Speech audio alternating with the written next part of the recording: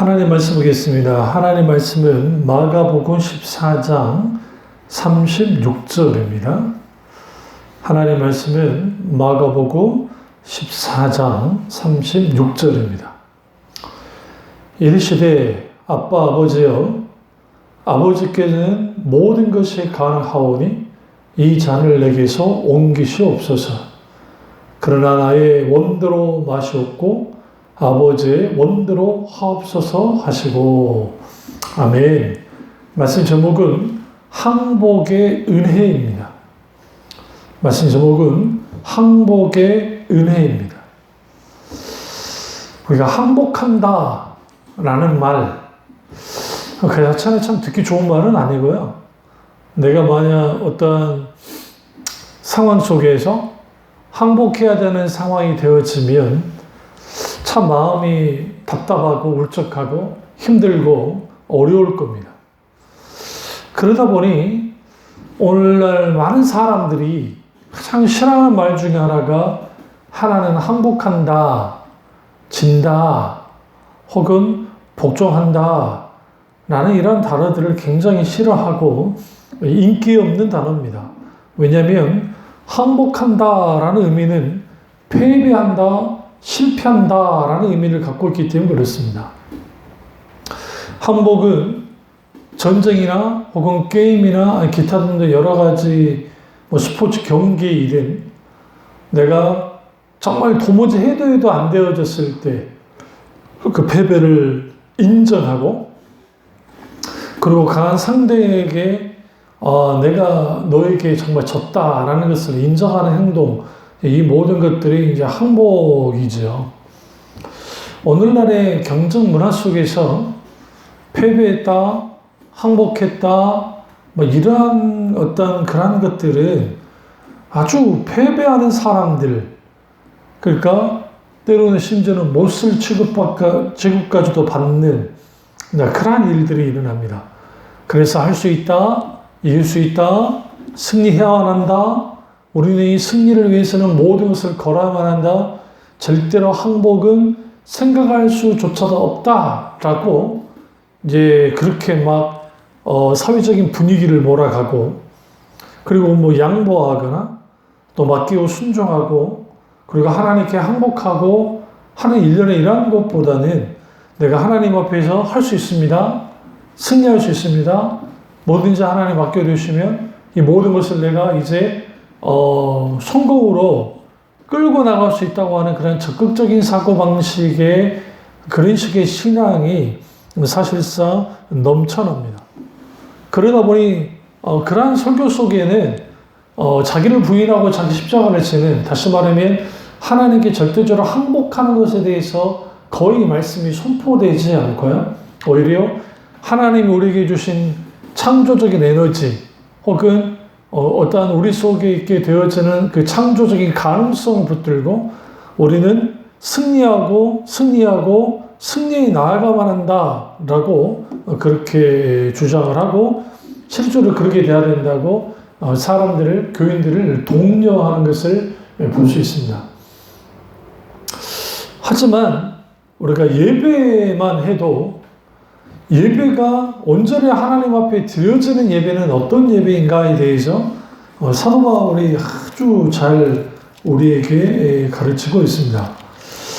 우리가 로마서 가보시죠. 같이 찾겠습니다. 로마서 12장,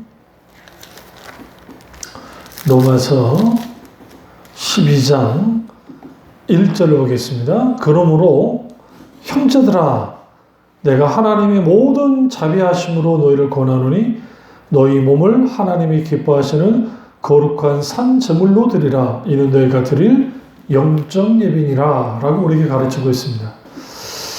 여기에서 이 하나님께 드릴 제물로 드리라, 이게 영적 예배다. 이게 사도 바울이 그 구약의 제사를 이제 끌어들어서 은유적으로 예배와 매치를 시킨 겁니다. 같이 연결을 시켜서 우리가 하나님께 드리는 예배는 뭐냐? 우리 몸을 하나님께 거룩한 산제물로 드리는 것이다. 여기서 몸이라는 것은 단순히 우리 육신만을 말하는 게 아니에요. 나의 전인격, 내 삶, 나의 어떤 모든 것들을 하나님께 거룩한 산 제물로 드려야 된다. 여기서 산 제물로 드린다 하는 표현은 내가 죽어져서, 내가 하나님께 항복되어져서, 내가 하나님께 드려져야 된다. 그것이 예배이다. 그것이 스피리추얼 워십, 영적인 예배임을 분명하게 우리에게 가르치고 있습니다. 그러니까 내가 하나님께 항복하지 않고서는 하나님께 예배 드릴 수 없는 거예요. 왜 그러냐면 내 몸을 산제물로 드린다는 의미는 나 자신을 드린다는 것을 의미하고, 나 자신을 드린다는 것은 결국은 우리가 하나님의 위대한 사랑과 자비 앞에서 내가 항복하고 그분에게 나를 드릴 때 거기에 진정한 예배가 있는 거예요. 단순히 그것은 어떤 종교적인 두려움이나 의무감이나 어쩔 수 없어서 나를 드리는 것이 아니라 나를 사랑하시는 그 주님의 사랑이 너무 놀랍고 귀해서 내가 기꺼이 나를 드리는, 내가 기꺼이 하나님 앞에 항복하는 그런 사람들이 진정으로 하나님께 예배를 드릴 수 있는 겁니다. 이게 항복의 은혜입니다. 우리는 항상 하나님께 항복해야 되고 또 항복해야만 합니다. 왜 그러냐면 하나님이 우리에게 먼저 항복하셨기 때문에 그렇습니다. 그 대표적인 게 우리가 야곱 강에서 야곱과 하나님의 대결 혹은 씨름 혹은 싸움에서 우리는 볼 수 있습니다. 우리 한글 성경에는 이제 씨름이라는 표현이 되어 있지만 사실 히브리 원전이나 근대를 보시면 오히려 싸움이라고 하는 혹은 격투기라고 하는 것이 오히려 더 어울릴 만큼, 좀 더 표현하면 몸싸움이라고 표현하는 게 어울릴 만큼 격렬했습니다. 우리가 씨름하면 이렇게 딱 맞잡고 막 그런 것만 상상하라는데 그런 것 같지는 않아요. 그리고 이제 야곱이 이제 천사와 겨루잖아요. 그리고 이제 성육신하기 전에 예수 그리스도라고 보는데 그 여기서 말하는 천사의 모양을 한 하나님이시죠. 그러니까 천사의 모양을 한 하나님께서 이제 야곱과 이제 씨름 혹은 싸움을 하시고 거기에서 이제 야곱이 밀린 거예요. 밀리니까 안 되겠으니까 붙드는 겁니다. 끝까지 붙드는 거예요. 그리고 내게 복을 주기까지는 내가 결코 이걸 놓지 않겠다라고 하고, 그리고 환도뼈를 쳐서 위골 시킵니다. 천사가 하나님께서요, 천사의 모습을 한 하나님께서 그렇게 하신 겁니다. 그리고 난 다음에 하나님이 아주 뜻밖의 말씀을 하시는데 그게 뭐냐면 너는 이제 야곱이라 하지 말고 너는 이스라엘이라 해라 라고 하는 거야. 그러니까 여기서 이스라엘이라고 할 때의 이스라엘은 하나님과 겨루어 이겼다라는 표현입니다. 근데 여기서 하나님이 야곱에게 어떻게 하느냐? 저주시는 항복을 해주시는 거야. 이게 하나님의 은혜입니다. 그러니까 우리는 이 세상을 살면서 누군가를 이겨야만 하고 또 이겨야 한다고 가르침을 받고 살아갑니다.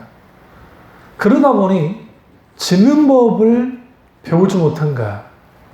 지는 법을 배우지 못하니까 지면 흥분을 감추지 못하고, 지면 그 때문에 심지어는 남 탓할 뿐만 아니라 자기 자신을 파괴하는 일까지도 벌어지는 겁니다. 그래서 우리는 여기에서 분명하게 볼 게 뭐냐면 왜 하나님은 저주시는 항복을 하셨는가? 하나님이 우리에게 저주시는 항복을 통해서 야곱을 이스라엘 되게 하셨던 것처럼 하나님이 우리에게 저주시는 은혜, 항복을 하심을 통해서 우리는 하나님의 자녀가 될 수 있었던 겁니다.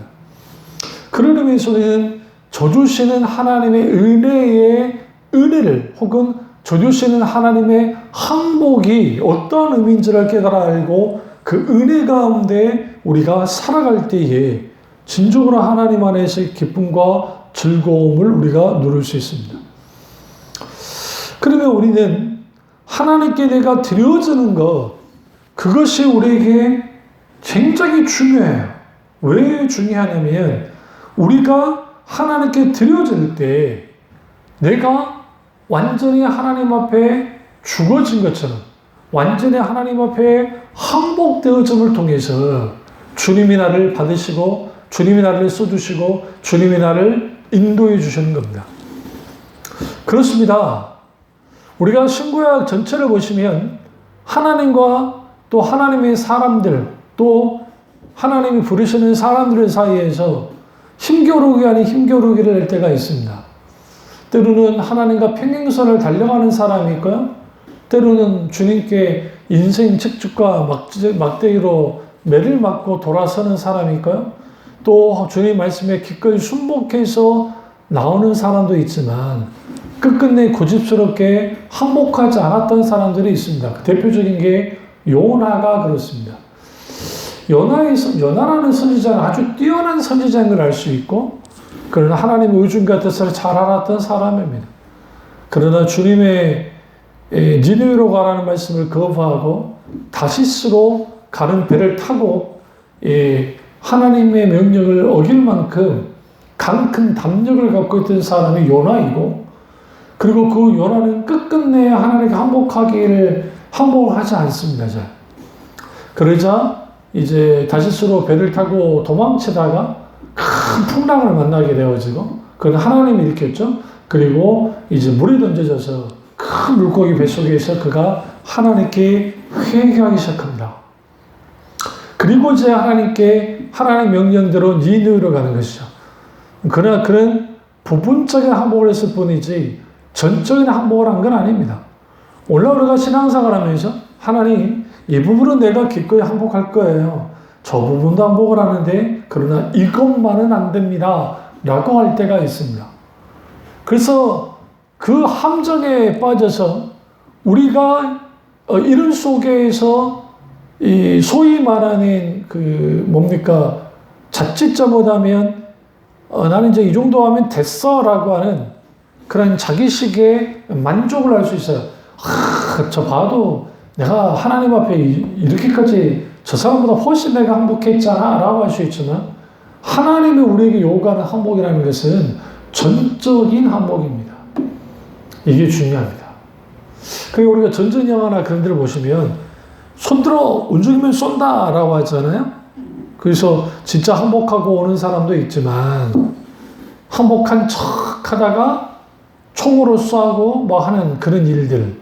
그러니까 이제 오늘날 죄 아래에 있는 많은 사람들, 특별히 그리스도인들 중에서도 중생이 처음을 했지만 원죄가 사함을 받았지만 여전히 자범죄가 있어서 하나님께 항복한 듯 하지만 언제든지 죄를 지을 준비가 되어 있는 그런 타락한 본성을 갖고 있단 말이에요.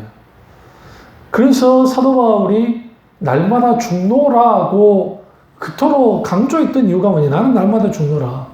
내 몸을 쳐서 복종시킨다라는 의미가 쳐서 왜 복종시킵니까? 하나님께 항복하려고 하는 겁니다. 우리가 하나님께 항복할 때 그 항복의 은혜가 우리 가운데 강하게 주어집니다.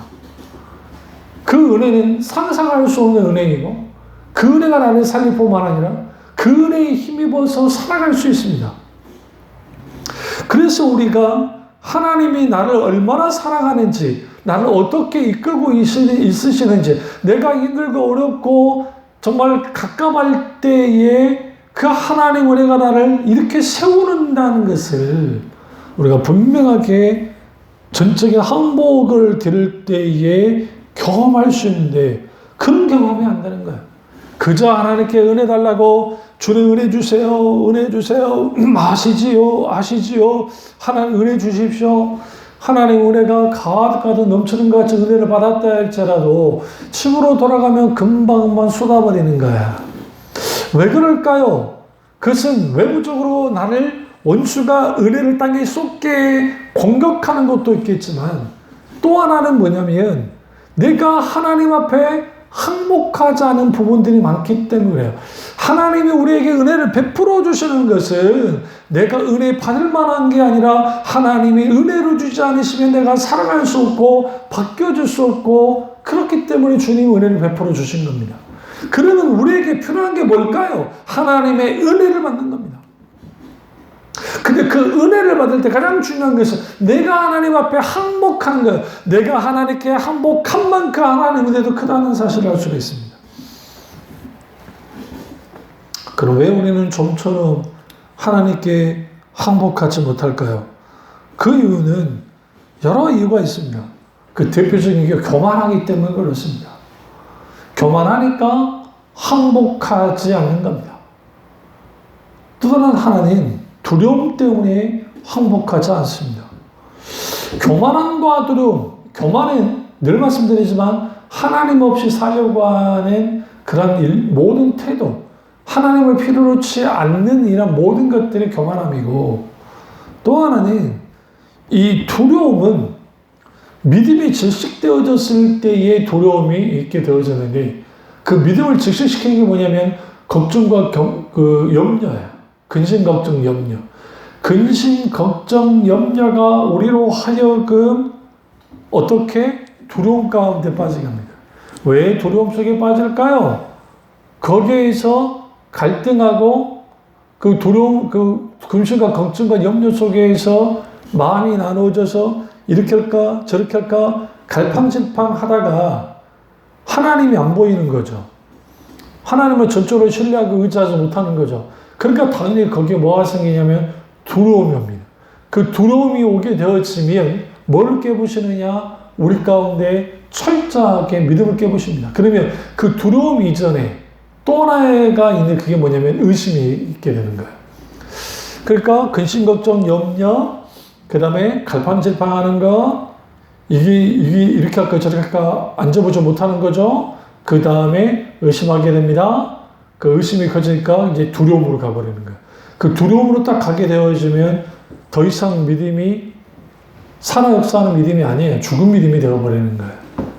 더 이상 주님의 눈에 보이지 않아요. 환경과 상황과 나만 보이는 것이죠. 그러다 보니 더 내게 연연하고 환경에 연연하는 거예요.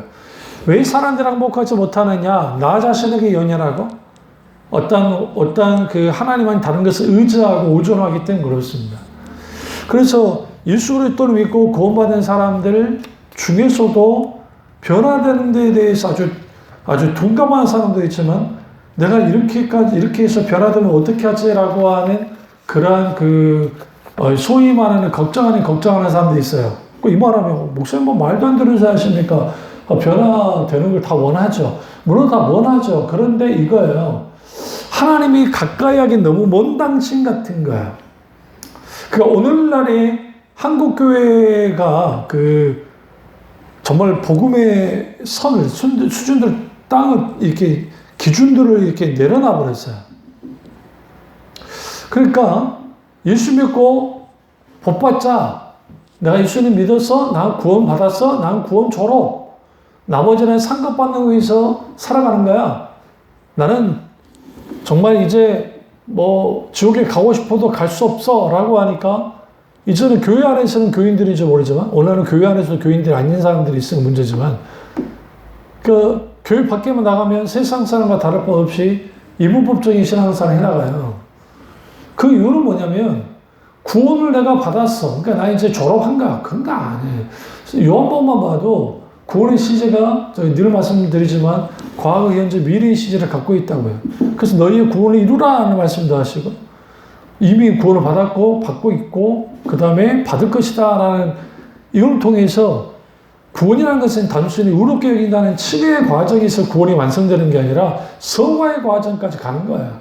완전한 구원의 완성은 영화, 글로리피케이션. 소위 예수 그리스도께서 재림하셨을 때에 우리가 완전한 몸을 입게 될 때부터 또 완전한 구원이 일어나는 거죠.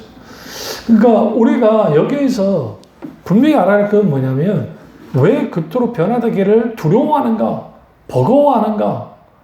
그 이유는 양자의 감정, 양가 감정이라는 표현을 썼는데 내가 변화되고 싶은데 변화되면 좀 그런 것 같아. 왜 이제는 내 마음대로 살 수 없을 것 같고 하나님 눈치도 좀 보며 살아야 될 것 같고 뭔가 하다 보면 내가 좀 뭔가 힘들어요.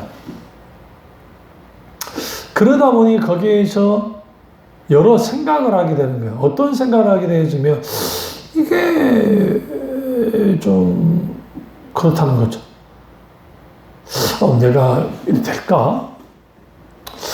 에이, 저 사람들 적당히 신앙생활하고 하나님을 믿는데 뭐 괜찮지. 그리고 뭐 내가 구원받은 구원의 확신도 있고 또 내가 주님 떠난 것도 아니고 교회도 다니고 신앙생활도 하고 하는데 좀 뭐가 문제가 있어. 근데 문제는 우리가 가지고 있는 신앙이 거짓 신앙 체계 안에 빠져 있는가 아닌가가 굉장히 중요한 거야. 그러니까 형식과 의식만을 따르고 종교적인 신앙을 갖게 되어지면 굳이 주니까 항복할 이유가 없어요. 그러니까 자기 십자가를 지고 나를 따를 것이냐라고 하는, 그러니까 자기를 부인하고 자기 십자가를 지고 나를 따를 것이냐라고 하는 그 말씀이 거의 설교가 되지 않아요. 그걸 어떻게 또 그 자기 십자가를 어떻게 또 이해하냐면 속속이는 남편이 내 십자가야, 아들 내 십자가, 그것과는 전혀 상관없는 거야. 내가 온전히 주님께 십자가 못 박히듯이 죽어지는 것, 항복하는 것, 전적으로 항복하는 것, 그것이 굉장히 주님 우리에게 요구하고 있어. 근데 그게 제자들에게만 예수님이 요구한 게 아니고 모든 주님께 나왔던 모든 군중들에게 주님이 요구했던 겁니다. 그렇다 한다면 우리는 여기서 뭘 알아야 되냐면 내가 하나님께 항복하느냐 항복하지 않느냐, 이건 내가 결정할 일이 아니고 주님이 항복하라고 명령하신 일이야. 당연히 우리는 주님께 항복해야만 해요. 그런데 성경을 보시면 목을 굳게 함으로 하나님께 항복하지 않았던 사람들이 굉장히 많이 나와요.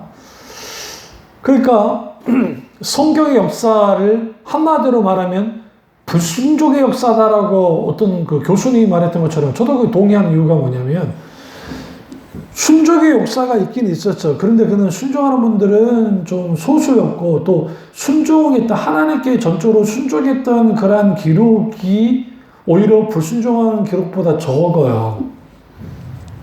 그러니까 왜 그러냐면 인간은 필연적으로 그 죄의 본성을, 아담이 타락한 본성을 갖고 있기 때문에 계속 죄를 짓는데 쉬워요. 그러니까 우리가 특별하게 막 죄 짓는데 열심히 하지 않아도 우리는 죄를 져요. 근데 우리는 선을 행하는 데서는 열심을 해야 돼요. 그래야 선을 행할 수 있어요.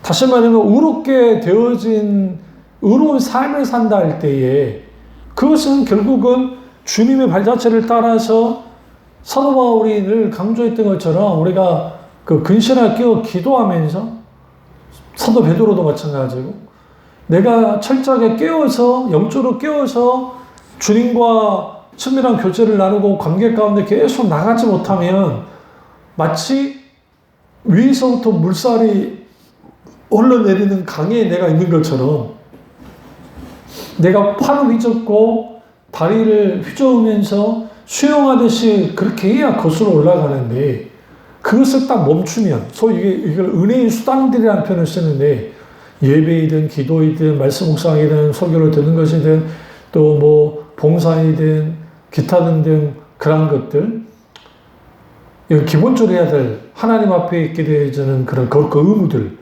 근데 이런 것들은 소홀히 하게 돼요. 쉽게. 왜 그러냐면 은혜 가득하고 뭐 뭔가 으쌰으쌰 할 때는 하는데 세월이 지나고 또 하다 보면은 은혜가 좀 떨어지면 그런 것들이 등한시하게 되거든요. 그 이유가 뭐냐면 우리는 쉽게 게으름에 빠지고 실증을 느끼고 나태함 가운데 있게 되어져요. 그러니까 이게 인간의 본성이에요. 내가 좀 더 눕자, 좀 더 자자, 좀 더 놀자라고 하는 이 잠언서 기자가 말한 것처럼 그가 그 가난이 팍 닥쳐온다잖아요. 그러니까 좀 더 눕고 싶어요. 자고 싶어요. 놀고 싶어요. 이게 인간의 본성이에요. 내가 특별하게 막 죄 지려고 노력하지 않아도 우리는 죄를 너무너무나 자연스럽게 지는 거예요. 그러니까 피 흘리기까지 죄와 싸우라고 사도 바울이 권면하고 그 죄 죽이기라고 하는 책에서 존 웨이 목사님이 죄를 하나님 은혜 가운데 죽이는 과정이 없으면 우리는 그 죄를 짓는데 익숙해지고 큰 죄에 대해서 망각하고 이제는 죄를 가볍게 여겨요. 근데 여기에서 내가 이제 내 목이 굳어지면서 내가 커지는 거야. 그러니까 여러분 신앙생활 하면서 우리가 뭐가 굉장히 위험하냐면 어떤 보면 아무 문제 없는 것 같아요. 그러니까 사탄이 우리에게 공격할 때는 이거 완전히 아닌 거야. 그걸로 공격하지 않아요. 그건 누구나 알기 때문에. 이게 거짓인지 참인지 애매모호한 상황으로 모는 거예요. 그런 것을 우리에게 제시하기도 하는 거예요. 그러니까 그러다 보니까 거기에서 우리도 모르는 상황에서 여기에서 자칫 잘못하면 넘어가 보는 거죠. 예수님을 시험할 때 사탄이 말씀 가지고 시험했다는 사실이 굉장히 중요해요. 아주 교묘하게 왜곡시키면서 공격을 했습니다. 마찬가지로 오늘 우리도 그럴 수 있어요. 그러니까 우리도 이게 소위 가치 중립적인 것들이 많잖아요. 그 대표적인 게 돈, 여가 생활하는 거, 또 뭐 기타 등등 내가 뭐 취미 활동하는 거, 또 돈을 뭐 쓰는 것들, 기타 등 이런 것들. 근데 우리 여기에서 돈을 사랑하며 일만한 게 근본이라 했으니까 우리가 돈을 사랑하며 일만한 게 근본이 되어지는 거예요. 이게 문제가 되죠. 그러니까 돈 자체는 가치 중립이에요. 그 자체가 죄는 아니죠. 오락하는 거, 그러니까 여기서 오락이라는 것은 뭐 TV, 예를 들어 뮤지컬, 연극, 영화, 사람들에게 우리 주는 뭐 그런 것들 크게 뭐가 나쁘겠어. 그러나 그런 것을 너무 깊이 탐닉하는 거 문제죠. 그러니까 우리가 눈에 보기에 이건 죄는 아닌데 한쪽으로 치우치는 거, 그리고 거기에 붙들려지는 거. 그래서 얽매기 쉬운 죄에 빠지지 말라는 게 뭐냐면, 나는 낚시가 뭐가 문제가 있어요. 근데 내가 낚시를 해야만 행복하고 여행을 가야만 뭔가 행복함이 있고 내가 뭔가 해야 된다, 그래야 내가 뭔가 살 것 같다라고 하면 그 자체가 하나님 앞에서는 죄가 될 수 있어요. 왜? 하나님만이 다른 것을 기쁨 삼기 때문에 그렇습니다. 우리가 사람과의 관계 속에서 사랑하고 기뻐하는 뭐가 잘못되겠어요? 그러나 그것이 하나님보다 더 사랑하는 것은 문제가 되죠. 그래서 예수님이 자식을 하나님을 사랑하고 부모를 더 사랑하고 하는 거, 그것은 하나님 앞에 합당치 않다고 말했던 것처럼 우리가 하나님 아닌 다른 것을 더 사랑하는 것이 문제인 거예요. 그럼 왜 우리가 항복이 힘드냐? 이런 것들을 포기하기가 쉽지 않는 거예요. 그러니까 포기하기 쉽지 않으니까 항복하기 어려워요. 주님이 우리에게 전적인 항복을 요구하시는데, 그 오늘 본문 말씀은 예수님께서 이제 십자가 못 박혀 돌아가시기 전에 겟세마네 동산에서 기도하시는 장면이거든요. 그러니까 할 수 있으면 이 잔을 여기서 옮겨주십시오라고 주님이 말씀하고 있어요. 이 기도가 왜 중요해? 이 기도를 이제 3번 반복하시는데, 성경 보시면. 그래서 마태복음 26장 36절과 46절, 누가복음 22장 39절 46절에 똑같은 겟세마네 기도가 나와요. 그런데 여기서 예수님이 이 기도 속에서 가장 중요한 게 뭐냐면 예수님도 갈등하셨다는 거야. 근데 이 잔을 내게서 옮겨주십시오 할 때에 이 잔이 뭐냐는 거죠. 이 잔은 놀랍게도 이 잔은 이 독이 든 잔이에요. 이거는 그 고대 시대의 전쟁과 관련이 있습니다. 그래서 양쪽 장군이 혹은 왕이 전쟁을 했는데 이 전쟁이 결판이 잘 안 나는 거예요. 그러니까 이제 왕끼리 혹은 장군끼리 중간에서 만나서 서로 이제 뭘 하냐면 이제 이야기를 나누는 거죠. 그래서 이제 협상을 하는 거예요. 그때 잔을 내미는 겁니다. 근데 이 잔을 내미는데 이게 독이 들었는지 아닌지를 모르는데 만약에 그 잔을 받지 않으면 이거는 바로 여기서 뭐 죽음을 당할 수도 있고 이게 결판이 날 수 있는 거, 아주 살벌한 분위기 속에 일어나는 거야. 그러니까 그런 속에서 예수님이 그걸 빗대어서 독이 들어있는 잔인 것을 알매도 불구하고 주님이 이제 그를 두고 있는 독자는. 그런데 내 원대로, 나의 원대로 마옵시고 아버지 원하는 대로 해주십시오. 독일을 마시며 죽는데 내가 기꺼이 주님 뜻 가운데 죽겠습니다. 주님이 절대적인 항복을 합니다.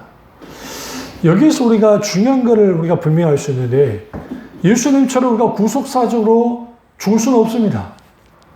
우리가 죽는다고 해서 사람들을 구원할 수는 없습니다. 그런데 왜 주님이 우리에게 항복을 요구하시는 걸까요? 항복해야 예수 그리스도의 죽음에 동참하는 거야. 다시 말하면 항복해야 십자가의 은혜로 십자가 앞에 나아가게 되는 거야.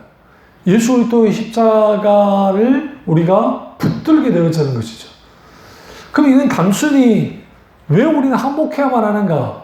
그것은 전인격적으로 하나님 앞에 온전히 주님 앞에 내가 보복하고 그리고 청종하고 그리고 순종하고 복종하는 것이 항복하지 않고서는 불가능하기 때문에 그렇습니다. 하나님은 절대적인 주권자이시고 전지전능하신 하나님이시기 때문에 마땅히 우리는 하나님 그분 앞에 뭐 해야 돼요? 항복해야만 합니다. 그런데 우리가 하나님 앞에 항복하지 못하는 거죠. 왜 하나님께 항복하지 못하는 겁니까? 내가 주인 되고 싶어 하는 거야. 내가 하나님처럼 되고 싶어 하는 거야. 그 주의 본성이 그러는 거야. 아니면 적당히 하나님과 선을 두고 평행선을 그리면서 이것도 저것도 아닌 애매모호한 위치 속에 있는 게 좋다고 생각하는 거야. 이게 인간의 본성이고 본능이에요. 근데 주님이 내가 너희가 내 안에 가기 원한다고 말씀하시고 철저하게 주님을 모셔드리면 내가 항복하고 나의 왕관을 주님 머리에 씌워드리고 내가 그 왕좌에서 물러나지 않으면, 항복하지 않으면 주님이 나의 진정한 주인이시자 왕으로서 내 자리에 앉지 않으세요. 앉을 수가 없으세요. 그러니까 예수님을 구세주로, 구주로는 받아들이는데 예수 그리스도 그분을 우리의 왕으로, 우리의 주인으로 받아들이지 못한 그리스도인들이, 교인들이 많다고요. 그러니까 물질을 쓸 때, 어떤 삶을 살아갈 때, 먹고 마시고 할 때, 이런 것들이 다 내가 원하는 대로 막 해보는 거야. 그 절제가 없죠. 자족함이 없죠.